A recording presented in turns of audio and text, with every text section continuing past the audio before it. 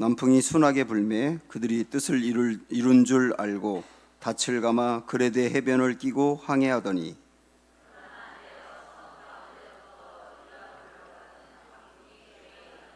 배가 밀려 바람을 맞추어 갈 수 없어 가는 대로 두고 쫓겨가다가 끌어올리고 줄을 가지고 선체를 둘러 감고 스르디스에 걸릴까 두려워하여 연장을 내리고 그냥 쫓겨가더니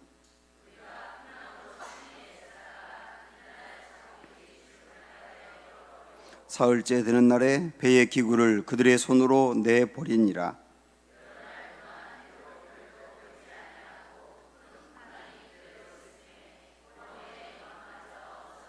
여러 사람이 오래 먹지 못하였음에 바울이 가운데 서서 말하되 여러분이여 내 말을 듣고 그레데에서 떠나지 아니하여 이 타격과 손상을 면하였더라면 좋을 뻔하였느니라.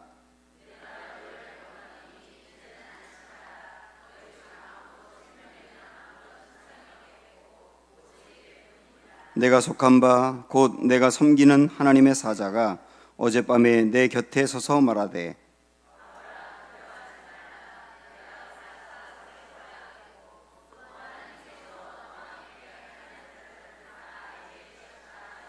그러므로 여러분이여 안심하라. 나는 내게 말씀하신 그대로 되리라고 하나님을 믿노라.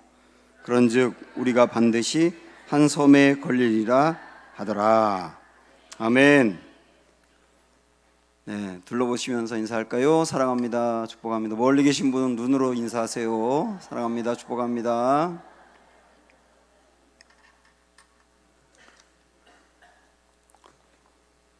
네, 사하라의 불꽃이라고 하는 책이 있는데 거기서 저자인 푸코라는 사람이 이런 질문을 합니다.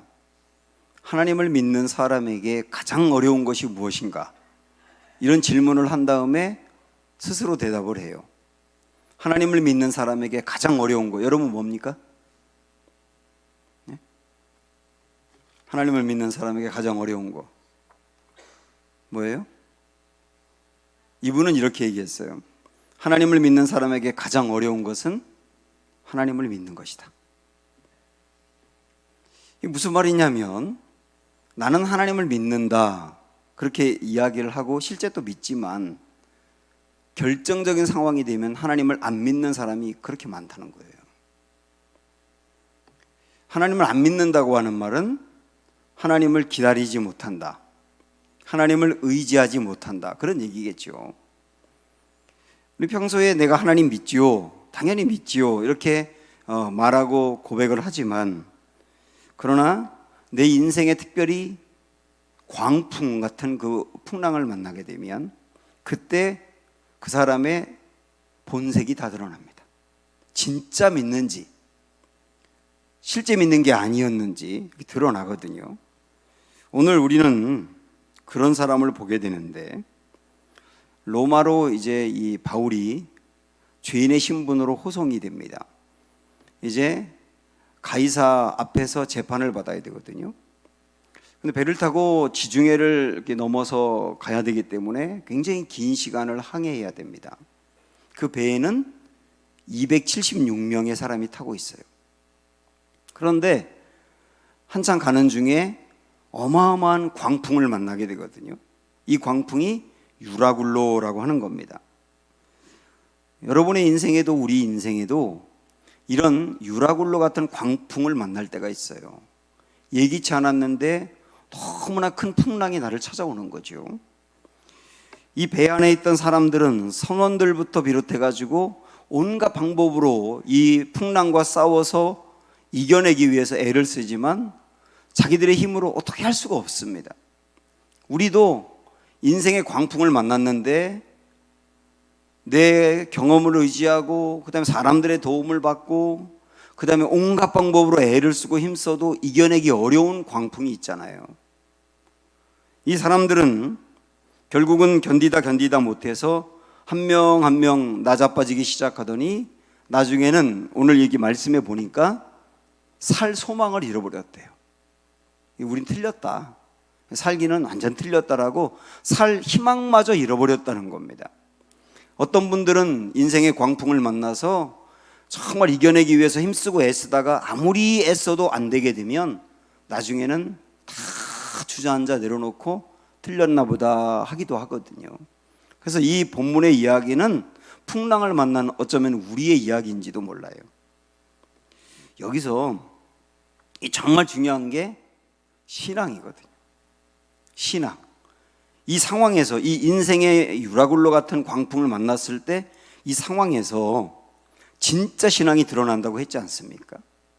제가 오늘 이제 주일 설교 이렇게 묵상을 하다가 버떡 이제 그 빌립보서 2장의 말씀을 보게 됐는데, 그 빌립보서 2장에 보면 여러분들이 굉장히 잘 아는 말씀이 있어요. 5절부터 너희 안에 이 마음을 품으라.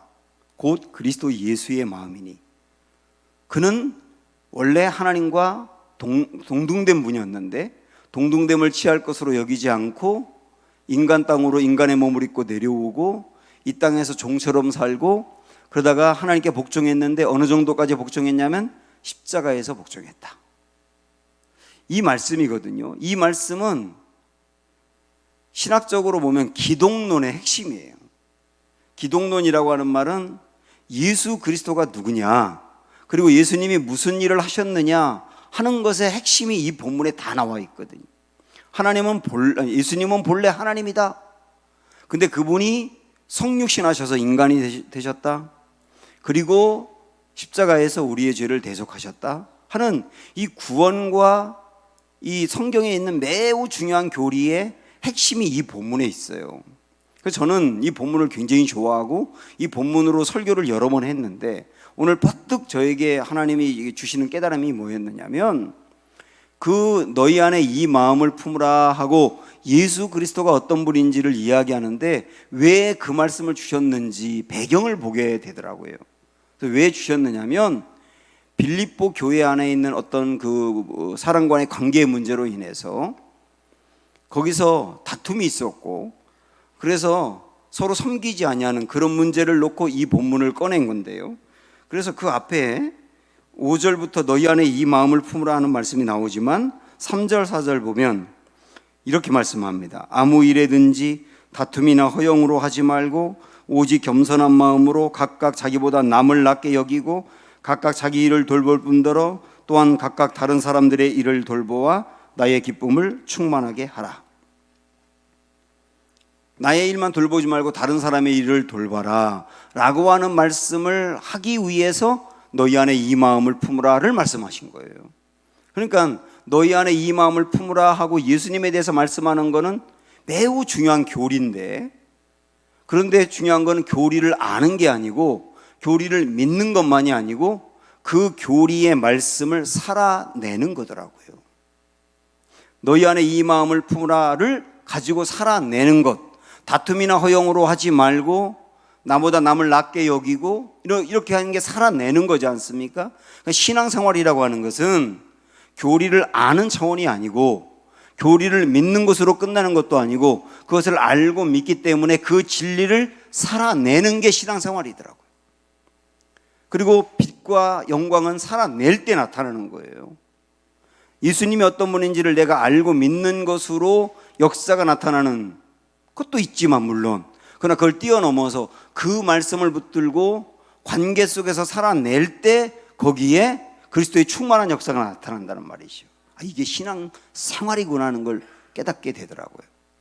그리고서 이제 오늘 본문을 보니까 이런 인생의 유라굴로 광풍을 만난 바울이 이 상황에서 어떻게 신앙 생활을 하는지, 어떻게 이 엄청난 풍랑을 만났을 때도 어떻게 살아내는지를 보여주는 게 말씀이거든요.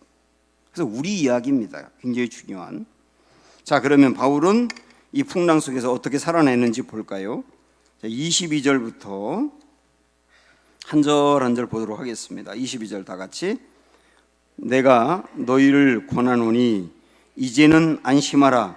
너희 중 아무도 생명에는 아무런 손상이 없겠고 오직 배뿐이리라.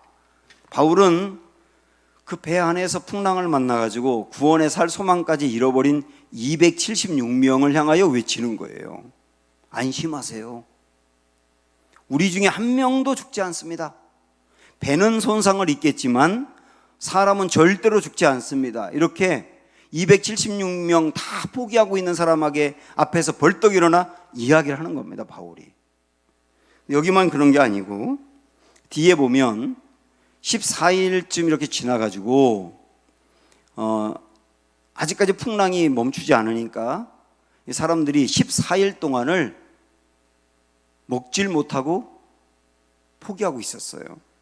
14일 동안 그 고난 속에서 아무것도 먹지 않았단 말이죠. 그때 바울이 34절에 보면은 사람들에게 음식을 먹으라고 이야기를 합니다. 그러면서 다시 한번 말하는 게 뭐냐면 우리의 머리털럭 하나도 상하지 않을 것이라고 하는 희망을 줘요. 그리고 35절에 보면 떡을 가지고 축사를 한 다음에 나누어 줍니다.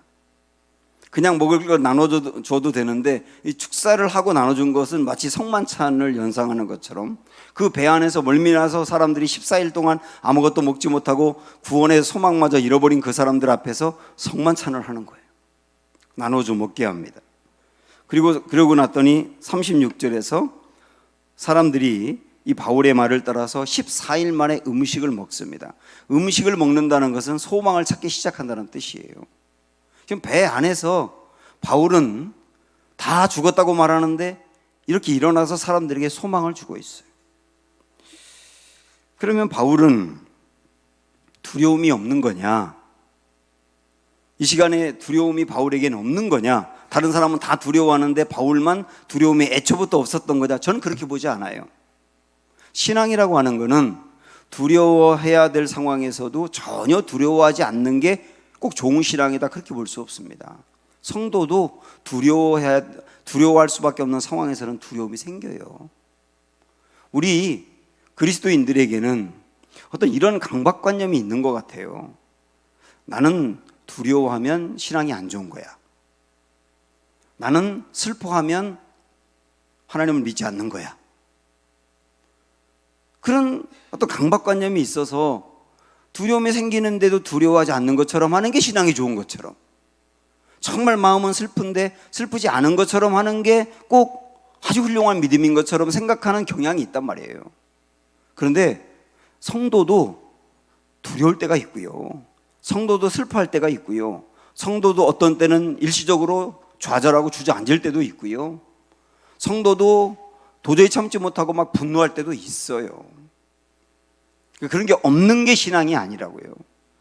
있을 수가 있는 거예요. 중요한 건 뭐냐면 그렇게 성도도 세상의 다른 사람들처럼 흔들리고 넘어지고 화나고 두려워하고 무서워하고 슬퍼하고 그럴 수 있지만, 그러나 그 다음에 극복하는 길을 찾는 거예요. 이게 성도인 거예요. 계속 주저앉아 있는 게 아니고 극복하는 길을 찾는 게 성도라고. 바울도 이 시간에 전혀 두려워하지 않았다, 저는 그렇게 보지 않아요. 바울에게도 왜 두려움이 없겠습니까? 풍랑이 막 난리가 나가지고 사람들이 다 구원의 소망을 잃어버리고 포기하고 난리가 났는데 바울에게 왜 그게 없겠어요? 그러나 바울은 거기서 다시 소망 붙들고 일어났다고요. 그게 차이란 말입니다. 그리고 그 소망을 갖고 사람들에게 이야기하는 거예요. 그러면 이 말씀을 오늘 우리 제목으로 이야기한다면 하나님을 다시 보면 세상이 다시 보인다 그랬거든요. 이 바울은 이 풍랑의 상황에서 하나님을 다시 본 거예요. 하나님을 다시 보니까 풍랑이 일어나는 이 현실이 다시 보이는 거예요. 그 다시 볼 수 있는 게 중요한 겁니다. 그것 때문에 결국은 어려움을 극복하고 일어서는 거거든요. 그러면 이 바울은 하나님을 다시 어떻게 보게 됐느냐? 그 다음 23절 보세요. 시작. 내가 속한 바 곧 내가 섬기는 하나님의 사자가 어젯밤에 내 곁에 서서 말하되, 그랬습니다. 바울에게 하나님의 사자가 밤에 이야기했답니다. 이게 꿈속에서 이야기했는지 어떤 환상을 보았는지 아니면 명확한 어떤 음성을 들었는지는 잘 모르겠지만 분명히 밤에 하나님의 천사가, 사자가 바울에게 말씀하는 걸 들은 겁니다. 그러니까 이 고난 중에 말씀을 듣고 일어나게 됐단 말이에요. 사랑하는 여러분, 우리 이 말씀에서 이 말씀 액면 그대로 고난 중에도 주님이 말씀한다는 것을 믿으세요. 네? 고난, 내가 아주 한참 고난을 당하고 있는데도 주님은 그 순간에 말씀한다는 것을 믿으셔야 되고요. 그리고 그 말씀을 붙들고 일어서는 겁니다. 이게 신앙이에요. 제가 이전에 청년 목회를 할 때 그 청년 하나가 저를 찾아와가지고 상담을 한 적이 있습니다. 자기가 지금 현재 겪고 있는 어려움을 쭉 이야기하면서 목사님 어떻게 하면 좋아요? 저한테 이렇게 묻더라고요. 그래서 저는 이전에는 제가 상담을 하고 저에게 도움을 구하면 제가 꼭 어떤 답을 주었거든요. 그런데 그 순간에 하나님이 제게 주시는 마음이 제가 주는 답이 아니라 이 친구가 하나님 앞에서 답을 얻어야 되겠다는 생각이 들더라고요. 그래서 제가 답을 해주는 게 아니고 제가 해준 말은 뭐냐면 내가 정말 진지하게 하나님 앞에 나가서 네가 기도하고 그리고 말씀을 집중적으로 봐. 이렇게 이야기를 했어요. 그랬더니 그 뒤에 이 친구가 더 이상 저를 찾아오질 않았어요. 저는 제가 답을 안 줘서 안 온 줄 알았는데 나중에 어떻게 됐냐고 물어봤더니 해결됐다는 거예요. 어떻게 해결됐냐고 물어봤더니 목사님 말씀대로 자기가 기도하고 말씀을 가까이 하며 주님 앞에 서 있을 때 주님이 그 과정들을 통하여 자기에게 해답을 주었다는 거예요. 여러분, 우리가 고난을 당할 때 고난을 당하고 풍랑을 만나면 자꾸 여러 다른 방법으로 고난을 해결하고 답을 찾으려고 애쓰지 않으세요? 바울은 어떻게 이 답을 찾았느냐면 하나님의 말씀으로 찾았다고요. 그냥 말씀 앞에 있을 때 하나님이 말씀으로 바울에게 답을 알려주었다고요. 그래서 말씀이 우리에게 실제적인 답이 되는 거예요. 시편 119편 23절 한번 찾아보세요. 한번 시편 119편 23절 말씀.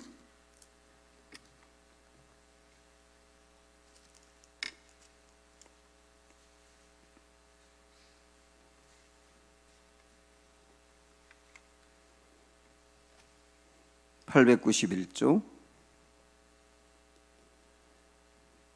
자 보세요. 23절 시작. 고관들도 앉아서 나를 비방하였사오나 주의 종은 주의 율례들을 작은 소리로 읊조렸나이다. 고관들이 비방했답니다. 여러분 비방 받아보셨어요? 비방? 사람들로부터 비방을 듣는 게 얼마나 어려운 일인지 경험해 보셨습니까? 다윗은 이런 비방을 정말 많이 당했거든요. 그러니까 고관들이라고 하는 것은 힘 있는 사람들이에요. 힘 있는 사람들의 비방은 더 강도가 큽니다. 그래서 그 고관들로부터 비방을 당할 때 바울은 어떻게 했다고 나오느냐면 뭐라고 합니까? 주의 율례들, 여기 율례는 말씀이거든요. 주의 말씀을 작은 소리로 읊조렸답니다.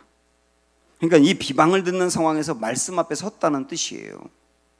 그랬더니 그 다음 24절 보면 시작. 주의 증거들은 여기서 증거들은이라고 하는 말은 말씀입니다. 주의 말씀들은 나의 즐거움이요 나의 충고자이다 그랬습니다. 23절과 24절을 같이 읽어야 되겠죠. 고관들이 비방하는 상황에서 정말 속상하고 힘들고 비방을 당했다는 말은 없는 말을 만들어냈다는 뜻이고 하지도 않았던 것을 했다고 부추기면서 괴롭혔다는 뜻인데 그런 상황에서 말씀 앞에 섰더니 그 말씀이 나에게 뭐가 되었다고요? 즐거움이 되었대요. 비방을 듣는데 그 말씀이 내게 즐거움이 되었대요. 그리고 그 다음 뭐가 되었다고요? 충고자가 됐다고요. 이거 옛날 성경에는 모사라고 나와 있습니다. 이게 카운슬러거든요. 하나님의 말씀이 카운슬러가 되더라. 하나님의 말씀이 상담자가 되어서 그 말씀이 나를 보게 하고 그 다음에 나를 비방하는 소리에 집중하지 아니하며 오히려 하나님의 말씀에 집중하게 해서 나를 일어서게 만들더라는 거예요. 이게 하나님의 말씀의 힘입니다. 이 말씀들은 우리가 인생의 유라굴로 같은 광풍을 만날 때 어떻게 그것을 극복해야 되는지 답을 주는 거 아닙니까? 사랑하는 여러분, 그래서 광풍을 만났을 때는 말씀 앞에 서셔야 됩니다.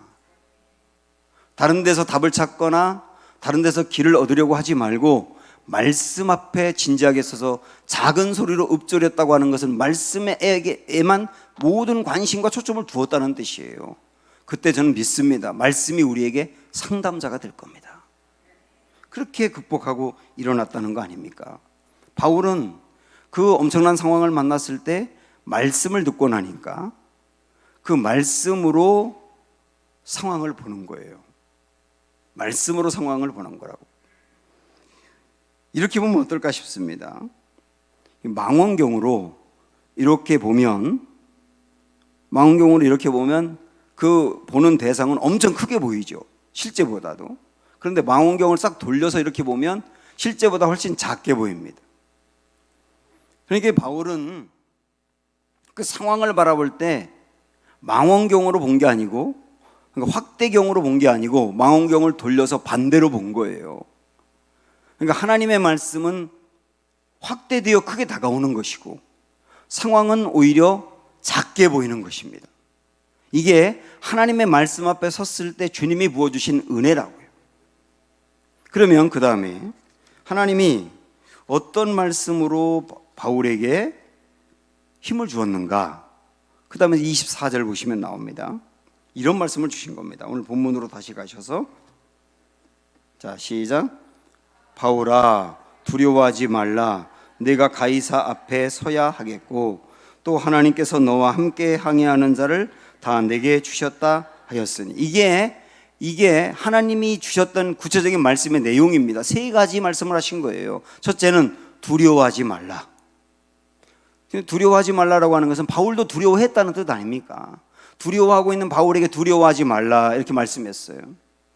우리도 힘들고 어려울 때 설교를 듣거나 말씀을 볼 때 두려워하지 마, 근심하지 마 하는 말씀을 들을 때가 있지 않습니까? 그런 말씀을 들어야 되는 거예요. 그런 말씀 들으면 마음에 용기가 생기고 위로가 됩니다. 그런데 두려워하지 마라고 하는 말씀은 나에게 위로를 주고 그리고 용기를 주는 건 맞지만, 그러나 여기서 끝나게 되면 우리는 그 말씀 들을 때는 위로가 되다가 다시 어려운 환경을 딱 만나게 되면 또 흔들리게 돼 있어요. 그래서 두려워하지 마, 근심하지 마라고 하는 말씀이 참으로 우리에게 귀한 말씀인 건 맞지만 어떤 때는 데일밴드 효과 같아요. 그 말씀 들을 때는 위로가 됐다가 상황 만나면 다시 흔들리고, 또 그 말씀 들으면 또 마음이 안정이 됐다가 또 어려움을 만나면 또 그 어려움에 막닥뜨리면 또 다시 흔들리고 뭐 이러는 상황이 많거든요. 그래서 두려워하지 말라는 말씀만으로 안 되고 그 다음에 주님이 두 번째 주신 말씀이 뭐냐면 내가 가이사 앞에 서야 할 것이다. 너 가이사 앞에 서야 할 것이다. 이건 뭐냐면 그동안에 하나님이 계속 바울이 힘들고 어려운 일을 만날 때, 예를 들어 신문을 받을 때, 2년 동안 감옥에 구류되어 있을 때, 여러 어려운 일을 만날 때마다 하나님이 딱 나타나서 주신 말씀이 뭐냐면 너 로마로 갈 거야. 그리고 이 말씀은 너 가이사 앞에 선다. 똑같은 말씀이에요. 가이사 앞에 선다는 말은 로마에 가서 황제 앞에 선다는 거거든요. 그러니까 로마로 갈 거야 내지는 가이사 앞에 설 거야 라는 말씀을 어려움을 만날 때마다 하나님이 반복적으로 주셨어요. 그러니까 지금도 풍랑을 만났을 때 하나님이 두려워하지 마라고 하는 말씀만 하신 것이 아니고 바울에게 너 가이사 앞에 설 거야. 그 말은 뭐라고요? 너 로마까지 갈 거야. 그러니까 하나님이 바울에게 주셨던 큰 그림인 비전을 보게 하신 거예요. 여러 번에 걸쳐서 너 로마로 갈 거야. 큰 그림을 보게 했다고요. 고난을 당할 때 이 고난을 극복해내는 과정에서 하나님이 우리에게 주시는 큰 그림이라는 게 있어요. 큰 그림. 그래서 고난을, 예를 들어서 자녀 때문에 어려움을 당한다고 생각을 한번 해보세요. 자녀 때문에 어려움을 딱 당하게 되면 어려움을 만나고 그 자녀를 보기만 하면 걱정과 두려움이 커지는데 그 자녀를 향한 큰 그림을 보게 할 때가 있다고요. 그러니까 이 어려움마저, 이 자녀의 이 방황마저 나중에는 이 아이가 더 하나님 앞에 경고에 서는 기회가 될 거야 라고 하는 큰 그림을 보게 한다고요. 그 큰 그림을 볼 수 있어야 되는 겁니다.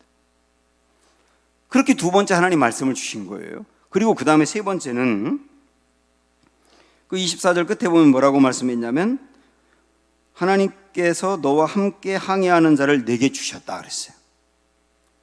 지금 이 배 안에 있는 276명 두려워 떨고 있고 구원의 소망을 잃어버리고 삶을 포기하고 있는 그 사람들을 내게 붙였어. 너 그 사람들을 살려. 그러니까 바울에게 하나님은 큰 그림을 주어서 소망을 갖게 할 뿐만 아니라 지금 당장 배 안에서 풍랑을 만난 이 상황에서 해야 될 지금 현재의 사명도 주신 거예요. 하나님이 정말 멋집니다. 정말 멋져요. 일단 두려워하지 마라고 하는 용기를 주어서 그에게 소망을 품게 하고, 그리고 그를 향한 하나님의 큰 비전, 늘 말씀하셨던 그 비전을 다시 말씀하시고, 그리고 지금 내가 해야 될 일이 있다고 현재의 사명을 주시는 거예요. 그래서 그걸 감당하게 하시는 거예요. 고난 중에도 사람들은 그러지 않습니까? 고난을 만나면 모든 관심과 초점이 고난에만 있기 때문에, 그래서 시야가 좁아지고, 그리고 내 이 고난을 극복하고 난 다음에 뭐 주님의 일을 한다든지, 그리고 하나님 내게 맡겨진 사명을 감당한다든지, 그래서 일단은 이 사명, 이 고난을 좀 해결하고요 라고 생각하는데, 하나님은 다른 방향으로 이걸 접근해 가시는데, 이 고난을 만났을 때 이 고난의 한복판에서도 사명이 있다는 거예요. 그리고 그 사명을 감당하면서 고난을 이길 수 있다는 거예요. 이게 주님이 지금 접근하는 방식인 겁니다. 그래서 우리도 이거 해결하고요 하나님, 이 풍랑 잔잔해지면요 하나님이 아니라, 너 이 상황에서도, 고난 상황 속에서도 사명 붙들고 가다 보면 이 고난을 뛰어넘는 힘을 얻게 돼 라고 말씀하시는 거예요. 정말 멋있죠. 그래서 바울은 그 사명을 붙들고 사람들에게 이야기하는 거예요. 그래서 25절 보시면 다시 한번 얘기합니다. 25절 시작. 그러므로 여러분이요 안심하라. 나는 내게 말씀하신 그대로 되리라고 하나님을 믿노라. 아주 강력하게 얘기하지 않습니까? 바울이 하나님의 음성을 들은 것은 작은 거예요.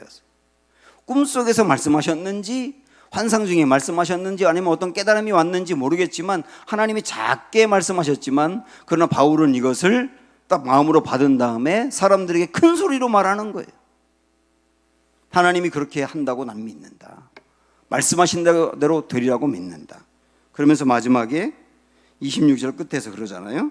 그런즉 우리가 반드시 한 섬에 걸리리라. 진짜 이대로 되지 않습니까? 제가 지난 월요일 날 우리 시골에 부모님 사시는데 다녀왔거든요. 거기에 우리 네 자녀, 우리 누나 가정, 형 가정, 저희 그리고 제 여동생 가정, 네 가정 자녀들이 다 모였어요. 그리고 거실에서 둥그렇게 둘러앉아서 그냥 막 이야기꽃을 피우고 있는데, 제가 한 명 한 명을 여기 쳐다보는데 순간적으로 이런 생각이 드는 거예요. 아버지를 딱 보는데, 야, 아버지 암 말기 환자였는데 39살에 암 말기를 극복하신 분이지. 그 옆에 어머니, 우리 어머니 보니까 우리 어머니는 20대 나이에 부모님을 다 여의었거든요. 그리고 고아가 되셨어요. 그리고 당신도 또 위암에 걸렸었어요. 저분은 부모님을 일찍 보내고 그 어려움과 외로움도 극복하신 분, 그리고 위암 환자였는데 그것도 극복하신 분. 그 옆에 보니까 누나가 보여요. 우리 누나는 큰아들이 7살 때 유치원에 갔다 오다가 덤프트럭에 치여가지고 다리 하나를 크게 손상을 입어가지고 그때부터 다리를 좀 심하게 절게 됐어요. 7살 먹은 그 아들을 그 치유해 가는 과정과 수도 없이 많은 수술하는 과정, 그리고 더 이상 이제 온전히 걷기 어려워서 그 아픈 다리를 절면서 걷는 그 모습을 보면서 얼마나 그 가슴이 찢어졌을까. 근데 그것도 극복한 사람이에요. 그 작년에 췌장암 암 판정을 받았는데 그것도 또 극복했어요. 그 옆에 보니까 제 여동생이 있더라고요. 제 여동생은 갑상선 암 환자였었거든요. 그걸 또 극복을 했어요. 그리고 몇 년 전에 남편이 젊은 나이에 급성 빈혈, 백혈병 같은 빈혈에 걸려서 거의 뭐 죽음 직전까지 갔다가 간신히 소생하고 골수 이식을 받고 살아났거든. 야, 내 동생 어린 나이에 암도 극복하고 남편 저 죽음의 직전까지 갔었는데 그것도 극복하고. 그 옆에 우리 형이 있는데 우리 형도 목회를 잘하다가 어떤 일로 인해서 어려움을 당해가지고 그래서 거의 교인이 없는 교회로 가게 되고 그 쓰라린 아픔을 또 극복하면서 지금도 일어서 가고 있는데, 야, 우리 형도 저런 큰 고난을 이겨냈지. 그러고 보니까 저희 말고는 정말 험악한 고난을 다 이긴 그 선수들이 이렇게 둘러싸여 있더라고. 야, 이런 한 집안에 이런 고난이 어디 있나.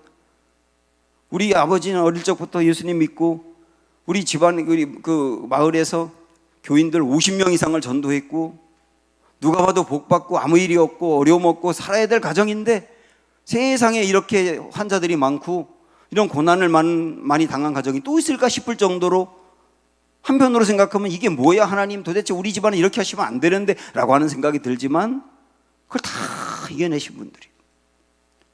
저희 아버지는 단 한 번도 그 입술로 하나님을 원망하는 걸 들어본 적이 없고요. 그리고 가끔 아버지가 식사기도 같은 거 하는데 저는 아버지가 식사기도 하는 걸 엄청 싫어합니다. 왜냐하면 기도를 한 20분 해요. 국이 다 식어버려. 20분 중에 15분이 감사기도. 어릴 때부터 계속 기도하면 감사.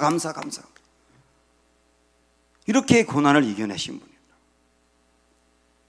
사랑하는 여러분, 우리 인생에 신앙생활을 잘해도 어려움을 만날 때가 있고, 그리고 지금도 그런 어려운 가운데 있는 분들도 우리 교우들 중에 있어요. 자꾸는 무슨 신앙생활 잘못했나? 아니요. 나는 잘못해서 그런가? 그런 거 아니에요. 알 수 없는 게 고난인데 그런 것들을 우리가 당할 수가 있다고요. 그러나 고난을 당할 수는 있지만 극복할 수 있는 길도 있다. 하나님은 그 극복할 수 있는 길을 하나님 안에서 찾으라고 말씀하고 있다. 하나님 앞에 서기만 하면 말씀이 우리를 극복할 길로 인도한다 라고 하는 게 오늘 말씀이에요. 신앙 생활을 하시길 바랍니다. 아는 걸 갖고 살아내는 우리 모두가 되셔서 우리 교우들 중에 힘들고 어려워도 때로는 좌절도 있고 두려움에 빠지기도 했고 슬퍼하기도 했지만 그러나 끝내 일어나서 이런 어려움들을 극복하고 많은 이들에게 안심하세요, 나에게 역사하신 하나님이 당신에게도 역사할 겁니다 라고 힘을 주고 위로 주고 격려 주어서 사람을 살리고 세우는 복된 우리 모두가 되기를 주님의 이름으로 축원합니다. 오직 예수뿐이네. 함께 찬양합니다.